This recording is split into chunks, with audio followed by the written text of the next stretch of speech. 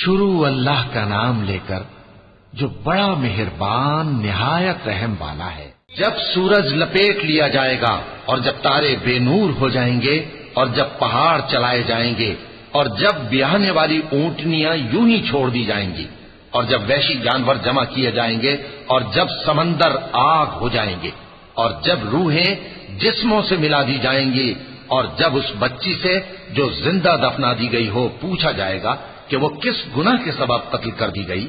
اور جب اعمال کے دفتر کھولے جائیں گے اور جب آسمان کی کھال کھینچ لی جائے گی اور جب دوزخ کی آگ بھڑکائی جائے گی اور جب بہشت قریب لائی جائے گی، تب ہر شخص معلوم کر لے گا کہ وہ کیا لے کر آیا ہے۔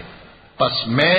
ان ستاروں کی قسم کھاتا ہوں جو پیچھے ہٹ جاتی ہیں اور جو سیر کرتے اور غائب ہو جاتی ہیں، اور رات کی قسم جب وہ پھیلنے لگتی ہے، اور صبح کی قسم جب وہ نمودار ہوتی ہے، کہ بے شک یہ قرآن اس فرشتہ عالی مقام کا سنایا ہوا پیغام ہے جو صاحب قوت ہے،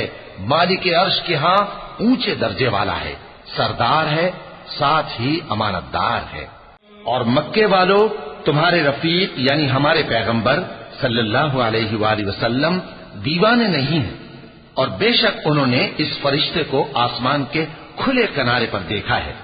اور وہ غیب کی باتوں کے ظاہر کرنے میں بخیل نہیں، اور یہ کسی شیطان مردود کا کلام نہیں ہے۔ پھر تم لوگ کدھر جا رہے ہو؟ یہ قرآن تو تمام جہانوں کے لیے نصیحت ہے، یعنی اس کے لیے جو تم میں سے سیدھی راہ چلنا چاہے، اور تم لوگ کچھ بھی نہیں چاہ سکتے مگر وہی جو اللہ رب العالمین چاہے۔ صدق اللہ العظیم۔